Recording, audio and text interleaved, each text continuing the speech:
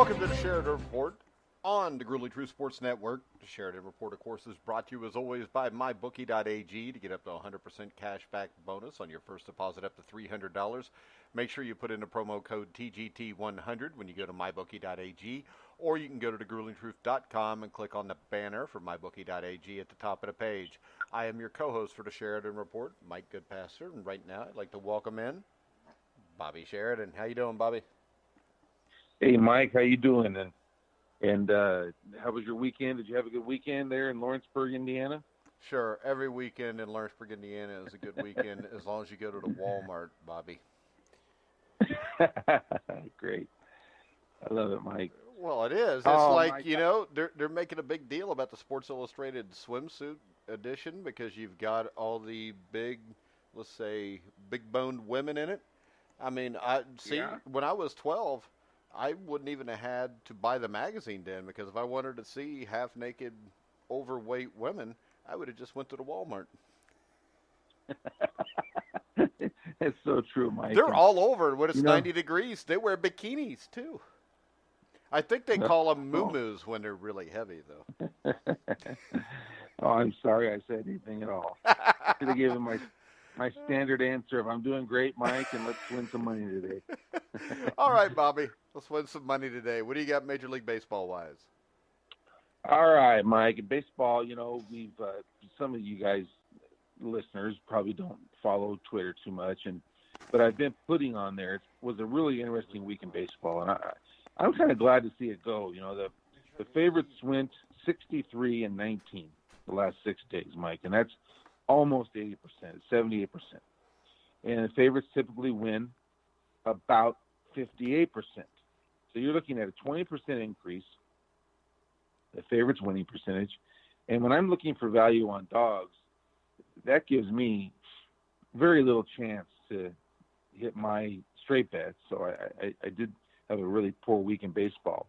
Now, what that does do, it kind of gives your mix and match parlay plays a little bit of a boost. But see, I'm not on a lot of the big favorites. And what's happening is in baseball is that it was a week of kind of the haves and have-nots. The parity, we're going to see what happens with this. But the parity may not be there this year, or is it just a weird week and it'll adjust? So we're watching all this. And with all that said, let's go into today's card and give you those mix and match. It's a short card, a small card, and there's 3 games I like in terms of a mix and match, and then I added one. So let's go over because the line wasn't available. The Red Sox were the first one, Mike, and the Red Sox game is already off the board. So let's go from there. We've got the other 2 that was on the report is the Indians at 310 and the Rangers at 505. Throwing 2 of the best pitchers in the league there at decent prices, decent enough to put in your mix and match. That's Carrasco for the Indians and the Rangers left-hander. I'm drawing a blank right now on his name. It's not Wilson. They used to have Wilson. Minor. Is it Wilson? Minor, yeah. I was just drawing Minor's against Leake. Yeah, so the Rangers left-hander. So, you're getting really 2 good quality pitchers and good spots there to start off their new series. And then let's go to my best bet of the day. This is the button. If you push it on the website, it's the best play.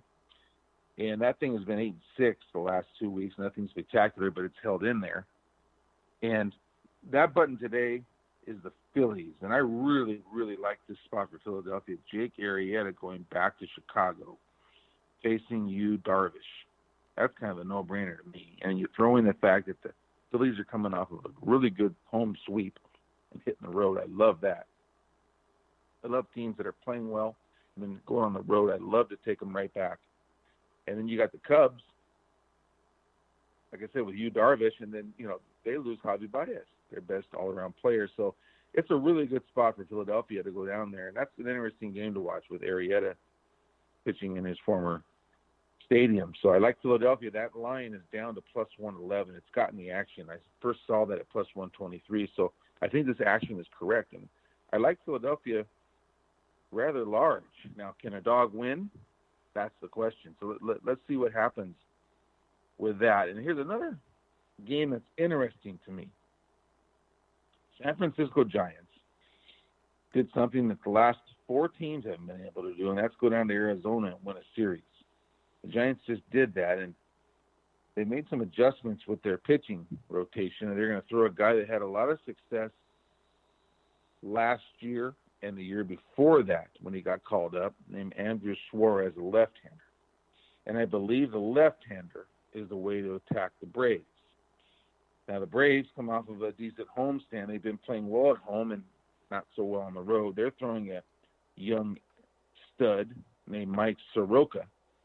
But I think this might be a tough spot for Soroka, pitching at, they call it Oracle Park now. They've changed the name, not AT&T, for the Giants. So you mean it's not Candlestick anymore? Well, that's a different stadium, so I can see that one. But yeah, but it's San Francisco, so that's it's still San Francisco, but it's a different building. It's still Candlestick Park to me. Either way, Bobby, go ahead. Yeah, true. So, but anyways, Mike Soroka is a little bit of a bad value there, minus 132, and San Francisco Giants swinging the bats better. We talked about that. Actually, on my bookie, they're minus 145, and the Giants are plus 125. Yeah, so you've got a nice price there on the Giants. So I'm going to take a little stab at them tonight. But Philadelphia is far and away the top straight bet. And Mike, there's a line that came out. The Angels tonight are staying at home, and they're hosting the Twins. Twins come down from that Seattle series, and the Angels are going to be a different animal for them to face. They're going to throw an opener tonight, Taylor Cole. He's going to open. Their bullpen has been a strength of theirs, Mike. And they're going against Jake Odorizzi, who's got good movement on his fastball. It's had a very good home slate. But I think he might be able to get him on the road, and maybe the opener here. The opener might be a good play tonight over the Twins, using the bullpen and the power. So we've got the Angels we've added as a mix and match.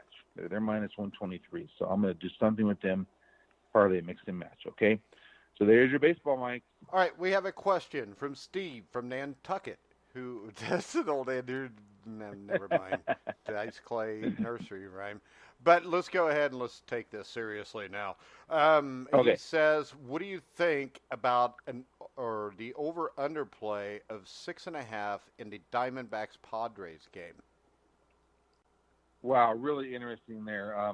Yeah, that is awful low. I don't think I've seen too many sixes. Yeah, that's crazy. Mike, this one really fooled me too. I don't handicap totals a lot, and I'm a little short-sighted there. But, I really put my focus on my efforts in a lot of other areas.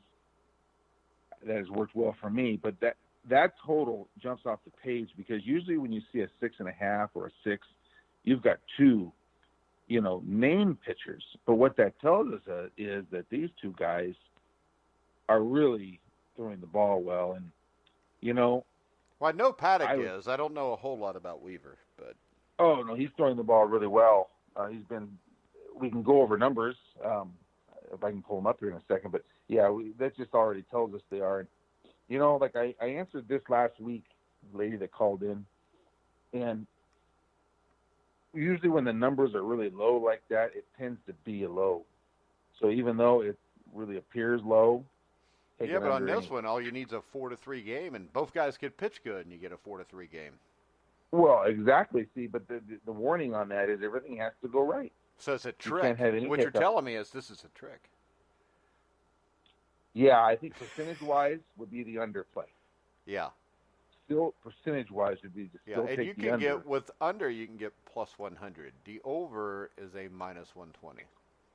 Yeah, so I would still take the under. It's a ballpark that doesn't give up a lot of home runs. You can pull the ball left, but anything kind of out the center or right center is really deep out there. So it's in the air. At San Diego, the air is. So, that's always a little bit favoring the under two. But, you've got two bullpens that are pitching pretty well. And, but just like you said, one hiccup. So, other than that, I don't have a whole lot. That was a tough game for me to handicap, too. I really want to watch game one of that series. I didn't want to buck Paddock. I didn't want to, go against him either on a straight play. So, let's watch that series and go to game 2 tomorrow. But I would favor the under a little bit. All right, Bobby, tonight we've got Game 4 to Western Conference Finals. The Golden State Warriors against the Portland Trail Blazers. The Golden State Warriors are a 3-point road favorite. They're minus 145 on my bookie. Portland's a plus 125 and a plus 3 points. Who do you like here? I like the Blazers, and this isn't a top play. It's not a top play for all the things that we've been watching. Okay, they proved they can't beat them, and they're not going to win the series. Okay, like we talked about, even Las Vegas gave the full 10-point spread difference, 10.5 from the Warriors playing at home, switching to Portland was 7.5 up to 2.5 the other way. So that's 3 even I saw. So that's a 10.5-point swing, which is a full respect for Portland. They build up at 11, 12, whatever that was, 13-point lead at half. We've got big money on them. A lot of people do that I know that are professionals. And what do? They just lay a complete egg. Golden State turns up the meter. That's the big key. And it's ball game. Okay, well, all right. So we go to game 4. A couple of different thoughts. We talked about series, that when they go to 3-zip like this, percentage-wise, the team will finish it off in 4. But we do have a little bit of changing landscapes, perhaps. And there are things that I like to take advantage of, and it's the value. All of a sudden, Portland, and I saw it as high as 4. I took 4 yesterday, but you can still take 3. All of a sudden, okay, Lillard's hurt. He's playing through whatever he's playing through. There's the public. Public just, what did they just see? They just saw a big collapse again in the second half. So they've already made their determination.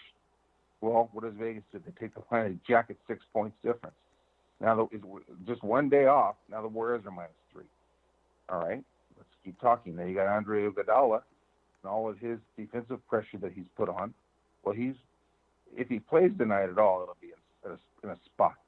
Maybe a spot they're going to try to keep him healthy for the next series, give him some rest. It's only one day. So I would think that he probably wouldn't play. And that's a big part of this line dropping a point from yesterday as well. So there's a lot of factors here that are what will give you value. And if the Warriors' level of play from the stars drops off a little bit, you've got a shot here. But even more importantly, if it just drops off from the other guys, the Loonies and these other names, Bell and Cook and these guys, if those guys don't go crazy, you've got a good shot here with Portland. And then there's always a chance that Portland could play a big game themselves and play a full 48 minutes. You've got a 6 more point cushion here to go at. And I don't know how hungry this Warrior team really is going to be tonight. I don't know. I mean, they'll go take it if Portland's going to lay down. But if things get a little bit weird and Iguodala's not playing, the subs aren't firing off the bench like they have been, and Portland's got a little confidence, to win one at home and not get swept, I could see Portland winning this game. So what I've done is I've taken the 4 points and I've taken the plus 130. And they're not big bets. They're not top play bets amount-wise, but I do think that's the right side tonight. So I'm going to take Portland with the value for the reasons I discussed and use them tonight. All right. Just a quick stat. Teams at 3-0 in the last decade have won 78% of the time to complete the sweep. Yeah, I knew that, Mike. And in the other sports, it's maybe not as drastic as it is in the NBA, but I do think there's reasons tonight. It's not just a flat percentage bet, and that's what kind of gets you in trouble sometimes. Those numbers and those trends, that you do need to be aware of them. But I believe in this particular game tonight, I believe I'm advanced enough with my thought processes that it's certainly not 78% tonight. So we're getting good number. Well, I hope you're right, Bobby, because I take the Blazers to win in 5, so I don't think that's going to happen. Well, Mike, we had a take on this series. We had a take, and we weren't all, we're wrong. We're going to be wrong. But we weren't all together that off. They did have leads in 2 of the 3 games at halftime, and pretty good leads. So, but they just weren't able, for whatever reason, to get over that hump. That I'm with you, and I stated this a couple days ago, maybe a week after game 2, or even after game 1, maybe. I'm with you that if Durant's playing, I don't even know if Golden State's still playing. And that doesn't mean that taking out an all-star and one of the best players makes you a better team, but it might for Golden State just because of what it does. It just solidifies everything about them. The shots for all the normal guys are just the normal shots. And those guys are doing what they do. And those bench guys, they have a fever now of let's win it without him. And then the mainstays, there's 6 players, I believe, that have been on this team, the entire time. Those guys are saying let's win it without him. And do you remember on Survive and Advance in January, Durant he made some comments about Steve Kerr. And I said, how this guy, granted he's a great player, but I mean, what an idiot. Comments like that about Steve Kerr. The guy's a great coach. He's this, he's that. And this is a guy out the door, but he's also still a guy that is your best player. So it's no, he's not. We've had this. No, you guys shut me down 2 weeks ago. I'm not letting you do it anymore. You and Risley and Cole all got on me. The best player on this team is Steph Curry. Well, obviously you're right. How about this? If you take Steph Curry, this is Draymond Green's team. Hey, you take Steph Curry off of this team for Game 6 against the Rockets. Rockets beat him. No doubt, Mike. But see, this is why I have to back up. Durant's a highly rated player, more highly rated. Okay. Oh no, he's a great player. It's just Steph Curry is special. He's special, and for this group, because he's been there the whole time with Green and Thompson, the other 3 guys, whoever those 3 are, Iguodala, the other 2, they want to win without him, and so they've raised their level of play, and the bench guys have all jumped on board. And Durant, as great as he is, see you later. He'll be in New York, and I think this team is just bounded together, and you're getting that extra out of them. They're not up 3-zip with Durant. They're not, and they may not have beaten Houston. I think this. Steph Curry is a guy that makes everybody around him better because he gives them confidence. And the other thing about a guy like Steph Curry, just like a Magic Johnson or a Larry Bird or a Michael Jordan, he gives the guys around him confidence. And when you're playing against him, he takes away your confidence. Oh, man, Mike. How many shots in the second half, in the fourth quarter, is he jacking up and making and then wiggling back to the defense? Yeah, and he intimidates the opposition. And I think that's what happened in this series. I think Portland was beaten before this started. I think Game 2 was the final nail in the coffin. But I think when you've got a team that has dominated the West, what'll this be, 5 straight years? After a while, they've already got half the battle won. It's kind of like the New England Patriots can show up with a roster not as good as last year when they beat the hell out of you, but they're still going to beat you because you don't really believe you can beat them. If you remember when the Patriots played the Chargers in the playoffs, and everybody was, the Chargers are going to upset them, they're going to beat them because they got better talent. But in the end, once that game started, the Patriot mystique kind of envelops the team that they're playing against, and it's really hard to overcome that. Now, I think a team like Milwaukee, I don't think it affects as much. They see them twice a year. I think it could have a small effect, at least at the start of that series. But I think overall, you got to look at it like this. Houston, Portland are teams that have been owned for 5 years by Golden State. Right. Great point, Mike. Great point. And it's psychology and sport is big. And you're seeing that play out right in front of you in different ways. Well, I think I think psychology and everything is huge because I think the mindset you would go about things in life with is what you are. So if you're somebody that is just relentless and goes and gets what you want, that's Steph Curry. Kevin Durant's a guy who he imposes his will, but his will does not carry over to everybody else, if that makes any sense. And then you've got guys like Chris Paul, who wants to sit back and tell you what he's done, but he's not really that worried about doing something new. Because there's a lot of people that win something in 2005, and then for the next 60 years, you're just going to sit around and talk about that. The guys that you want on your team are the guys that just won something, and they don't care. They're worried about what they're going to accomplish next. They're not resting on their laurels. And I think guys like Chris Paul, even though he's never even won a finals, he rests on his laurels. He's good with what he's done. And when you get people that are good with what they did, they could be a great player, but they're not an all-time great player or an all-time great person. Because an all-time great player or an all-time great person is more worried about what they're going to do great next. And I don't care if you're 90 years old. When Steph Curry's 90, he's probably going to be trying to figure out how to beat the guy in the nursing home next to him in Nerf basketball. He's not going to sit there and tell him, I won the NBA World Championship in 2014. He's going to be trying to do something because he's competitive, and that competitiveness is what drives him to be great, and what drives the people around him, because people feed off of people like that. They don't feed off people who rest on their laurels. Wow, Mike. Great comments you just made. But, all right. So what do we got on this day? Let's see. Hey, on this day, Mike, that's great stuff. On this day, I'll turn it over to you again. This is going to be big. We're going to go Larry Holmes, correct? Yeah. And we're going to go Larry Holmes. Now, he's got two of them on here. It's the Carl Williams or the Tim Witherspoon. Let's go with the Carl Williams. Yeah, 1985. because Tim Witherspoon has been talked to death. Both of these fights are fights, though, that people thought that Holmes lost.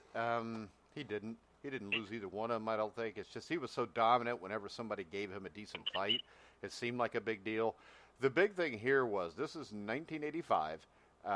He was 47-0. Rocky Marciano has the hollowed 49-0, retired as a heavyweight champion. This fight would put him one fight short of that. And this fight was the last live heavyweight title fight that was shown on national TV. Now, I know there's been some with Wilder and guys like that, but they're not heavyweight champions, because in 1985, the man was Larry Holmes. We don't know who the man is now. But the last primetime heavyweight title fight that was live, it was aired by NBC, and NBC originally had hoped to televise a fight between Larry Holmes and Michael Spinks. The negotiations for that fight broke down a month before. So they're looking for a guy that's not really dangerous for Holmes, because they don't want to jeopardize his Spinks fight, which would actually happen in September later that year on HBO. And they picked Carl the Truth Williams, who was a guy not a lot of people have heard of, but he was a smooth boxer, really slick. He was kind of like a younger version of Larry Holmes. And it was a really competitive fight through about 9 or 10 rounds. And then I think Holmes, from what I remember, probably won rounds 12, 13, and 15 after that to win the fight. The decision was close on one judge who had it 143-142. I think the other two judges both had him winning by like 7 points. But it was a highly competitive fight. And Larry Holmes is one of the greatest fighters that ever lived. And a lot of people thought Carl the Truth Williams from here would go on to do great things, since he almost beat Holmes. And while Williams still was a success after that, he never reached the heights that he reached against Holmes that night. He came out and he fought Mike Weaver, who's a guy, if you check out thegruelingtruth.com, you can hear this interview. Mike Weaver upset him about a year after this, or a little less than a year after this, knocked him out in the second round. And then he comes up and he knocks out Burt Cooper. Burt Cooper's a guy that just recently passed away, who was a heavyweight boxer. He beats Trevor Berbick. He gets a shot at Mike Tyson. He gets knocked out in the first round, but he was the kind of guy that he just didn't have a great chin. And his style could have beaten Mike Tyson, but his lack of a chin's what killed him. Then he comes out, he loses a split decision to Tim Witherspoon. He beats Ozzy Ocasio, a unanimous decision, because Ozzy always pops up in these conversations, because he fought everybody. And then I think his last great push for greatness was he fought on HBO on the undercard of a George Foreman fight in 1993 against Tommy the Duke Morrison. Absolutely great fight. There's like 4 or 5 knockdowns in it. Morrison ends up beating him. Carl the Truth Williams kind of disappeared from there. He passed away a few years ago, but he's a very underrated boxer. And then, of course, Larry Holmes, the surprising thing was, Larry Holmes was still fighting 17 years after this fight.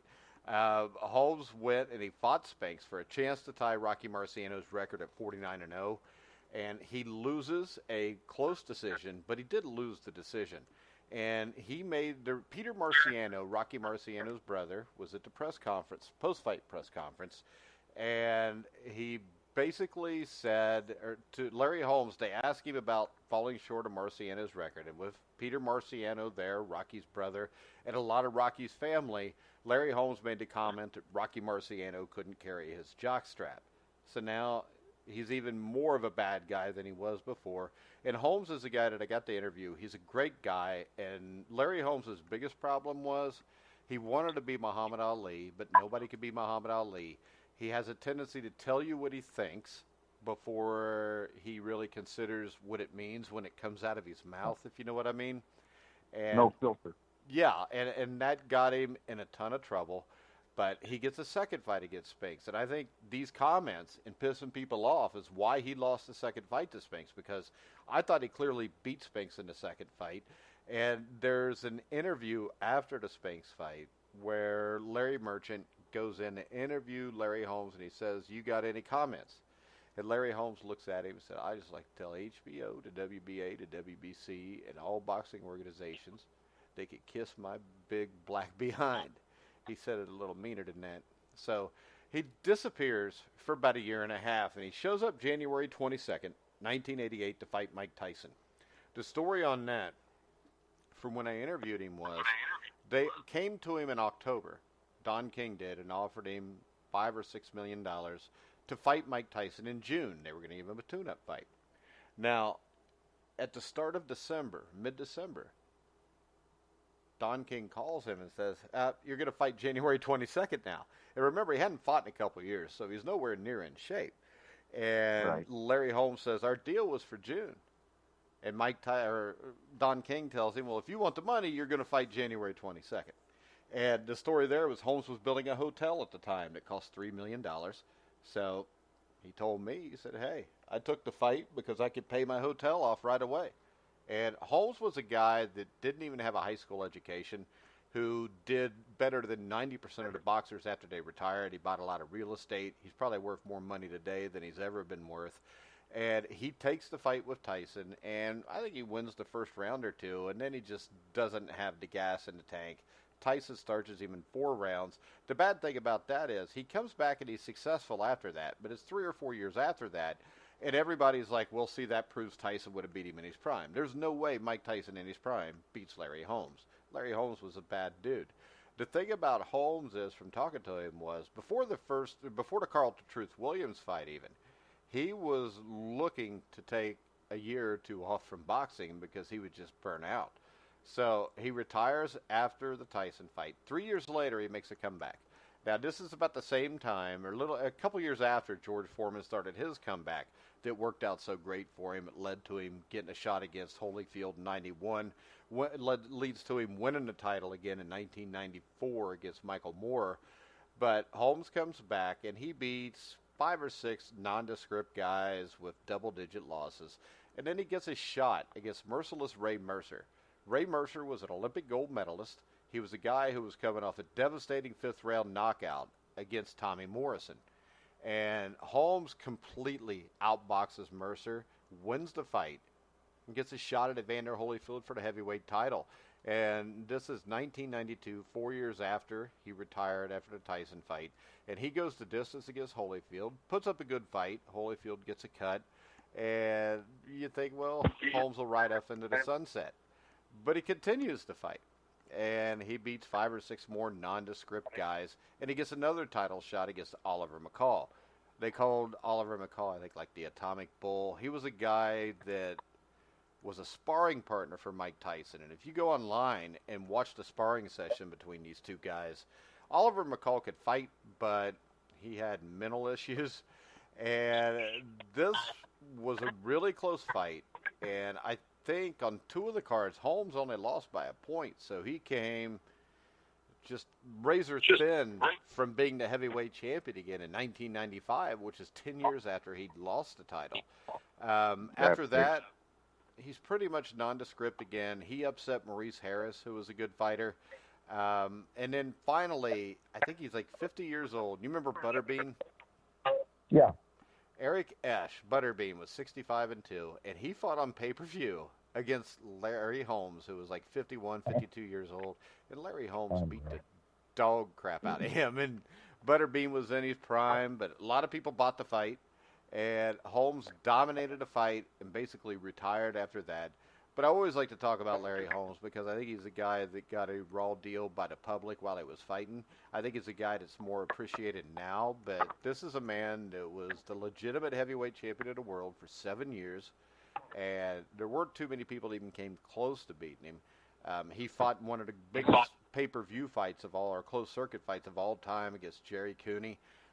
He got up off the canvas against Ronaldo Snipes, against Ernie Shavers, and came back and won those fights. He came from behind to beat Mike Weaver.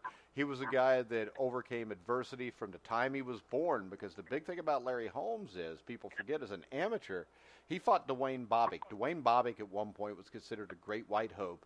1972, he fights Dwayne Bobbick in the U.S. Olympic trials to go to the Olympic Games in Munich in 72. And he gets knocked down, and he basically quit in the ring against Bobbick. So everybody thought that Larry Holmes was yellow from then on, as they used to say back then, and that he was a coward. And when he turned pro, nobody took him seriously. All the way up until he got his first title shot against Ken Norton, nobody took him seriously. The fight against Ken Norton's one of the greatest boxing matches you'll ever see. The 14th and 15th round looked like a Rocky movie. And the cool thing is, if you go watch the fight on YouTube, you could see in the crowd Sylvester Stallone and Roberto Duran going apeshit during the fight. But it was like a Rocky movie. He beats Ken Norton, and then basically he made a career of proving people wrong that he wasn't yellow. And I think he goes down as one of the 5 greatest heavyweight champions of all time. Oh, gosh, Larry Holmes, and I want to ask you a question. So he never did fight George Foreman? No. And the rumors I hear is that he didn't want to fight Foreman, but I also heard rumors Foreman didn't want to fight him. I think Foreman Holmes, I think, especially when they were both older, would have been a bad matchup for Foreman, because I think Holmes could have kind of just used his movement, stayed out of the way, and boxed his ears off. But I put it like this: there's nobody that's ever been a heavyweight boxer that would have an easy time with Larry Holmes. And I think there's actually a chance that Larry Holmes could have beaten all of them. Yeah. What's amazing to me about boxing is you would think that a Holmes-Foreman match could never be.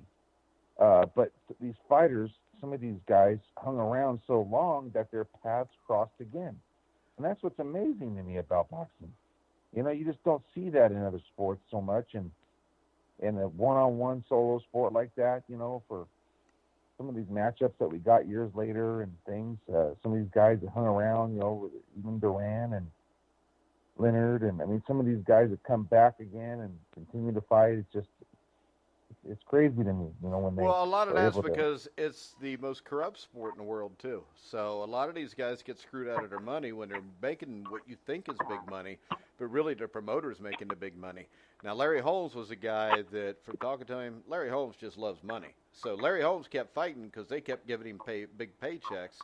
But with Larry Holmes, he would either go invest the money or he'd stick it in his bank account or something. He wouldn't just blow it the way you saw with guys like Mike Tyson and Evander Holyfield. Larry Holmes, even though I think he dropped out of school in like the 6th or 7th grade, but out of everybody I've ever interviewed, I think if he's not the smartest guy I've ever interviewed, he's close to it. Wow, so smart and not afraid to, say what he means and what he feels. Yeah, and he probably would have been a lot richer man if he'd have just knew when to shut the hell up. Yeah. Now, another guy, Foreman, we've talked about this before. He goes and sells his grill. Yeah, another brilliant guy. He's one of those guys that'd be up there too, because he made like $1 billion off selling that grill. Yeah, it's unbelievable. So, these two guys, Foreman and Holmes, who are top tenors, they might be 1 and 2 in terms of just being smart, and they're still going on. Because if you look at the guys, it would be, if I went with the smartest, it would be those two and Rocky Marciano, because those 3 took care of their money and basically were richer even after they were done boxing because of that. And then you had guys like Ali, Frazier, Holyfield, Tyson. These guys basically just pissed it all away before they even retired, which is why all those guys kept fighting even longer and longer, trying to make sure that they had enough money to pay the bills. Right. Good stuff, Mike. Appreciate you very much, your discussion, and also the Portland, that discussion, how it mirrors life, and really, really good stuff, Mike. Let's get some winners for the fans today. Let's see if we can get baseball turned around and going back in the direction that we like it. So, all right, good show. Bobby. And I'm going to remind. Mike, did you get a chance to watch the Preakness? That was kind of a good fight, or a good. That's a good fight. Were the horses boxing? Actually, Bobby, I don't believe I did. I think I slept through it, and then your text woke me up at 5 after 7. Oh, after this thing was over with. Yeah. Well, to me, I lose interest because when the horse that won the Kentucky Derby's not in it, it's still a big race, but it's not the same thing. Yeah. At least it's not to me, because I'm not as big a horse racing fan as I used to be. I mean, 70s and 80s, early 90s, I'd have still been watching it. It had been a big deal, but I was really tired Saturday, and I'm getting older, and a late afternoon nap tends to happen time to time, no matter what the hell's on, Bobby. All right, Mike, good stuff, and we'll have those guys on again for the Belmont, and it appears that we have some fans. We've had a really good interest in our horse race preview, and maybe we can get a weekly horse race thing going on too. Who knows? Yeah, that would be great. And also, I got bit by a spider last night. My eyes almost swelled shut. It looks like I fought Deontay Wilder this last weekend. Man, I tuned in. I was telling a couple of people that I don't watch a lot of the boxing, but you're getting more interested in boxing, and no, you're having that effect. I'm always interested in boxing, and it was what I thought, which was basically Brazil tagged him once, hurt him a little bit, but then he got tagged and he got knocked out. So it was basically two guys that had the skill level of people that are fighting in a bar room. That's what I think of Deontay Wilder. You put Deontay Wilder against Larry Holmes, he'd beat the living hell out of Deontay Wilder. Yeah, know that. Yeah, granted, and so I tune in and I want to, maybe enjoy an hour of a fight, and I'm gonna an hour.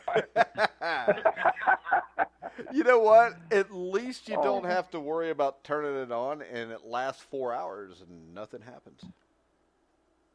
Yeah, I know. So. Because even if the fight is bad, it'll be over in 36 minutes. True. And if it's, so you don't have to waste 2 or 3 hours with it. That's why everybody that wants to watch a sport that doesn't take too long to watch boxing. Because, hell, the other night you could have watched it for 2 minutes and seen everything. But the undercards, you got to wait sometimes forever just to get to the main event.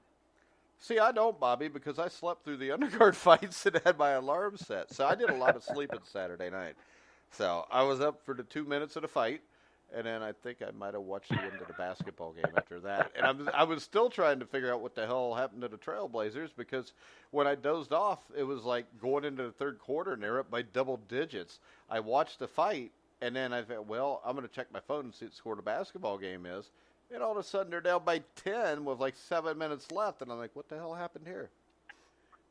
Yeah, it's crazy. And that game was worth a lot of money to me and my account. And just because I had some parlays ending with that and connecting with that. And I didn't watch a lot of the game like I normally do because I was bouncing around with baseball and I was doing other things work-wise. And then when I really wanted to start, crunch time, and I tune in, it's shit. They're 17-point lead. They were down 2, and I said, "Uh-oh." Yeah. I think it's done. Anytime you're up 17 and it's down to 2 in the fourth quarter, and Steph Curry's on the other team, you done lost the game. You lost it. So let's see if it tonight doesn't. Portland can't hang in there. Well, I think the key is the first half tonight, Bobby. I think if they jump up 10 to 15 points in the first half, and then stretch it just a little to start the third quarter, maybe the Warriors will back off just because they've only got 1 day's rest.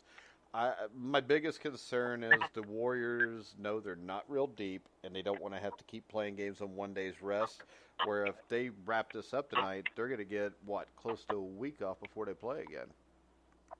Yeah, before they play again. And the Milwaukee-Toronto series was, kind of, went 2-1. So, that's going to be at least 5. And, we'll see. I think the two series are going to kind of mirror each other, though. I think both teams are going to win it 5. And so, which would mean Milwaukee would come back and take the next game and then win it at home. And then tonight, Portland would get one. They just need to get it over with because I want to watch Milwaukee and Golden State play each other because I think it's going to be a great series.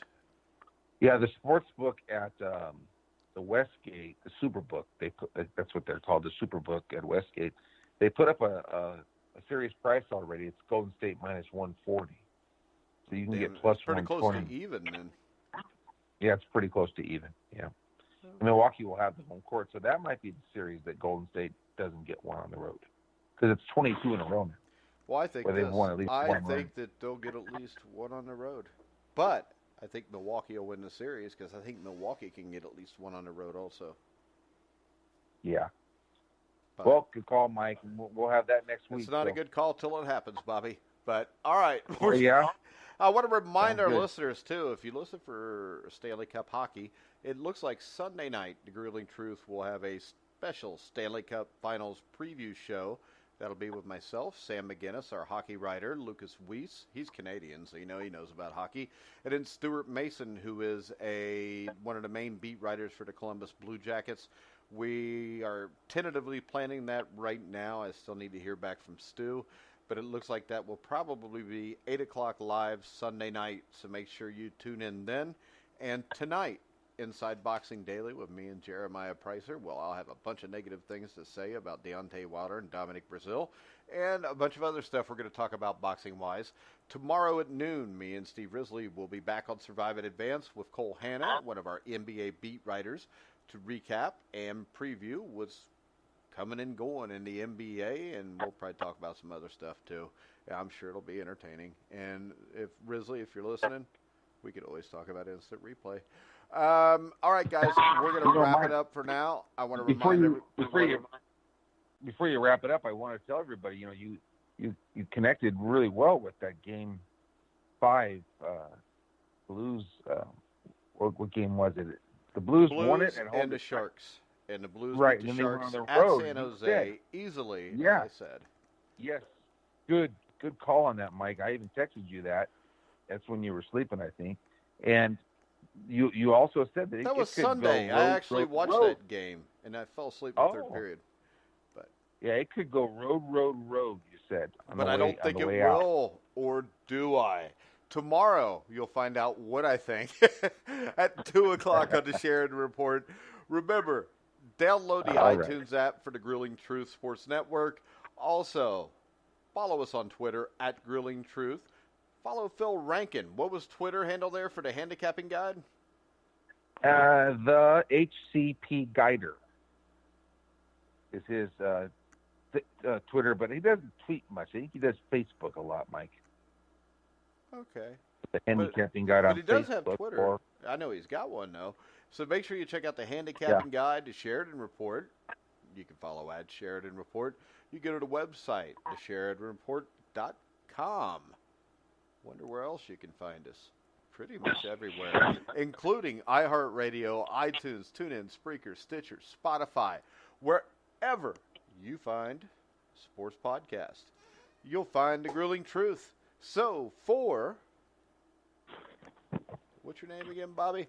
Bobby Sheridan. I'm Mike Goodpaster, and you've been listening to The Grueling Truth, where the legends speak.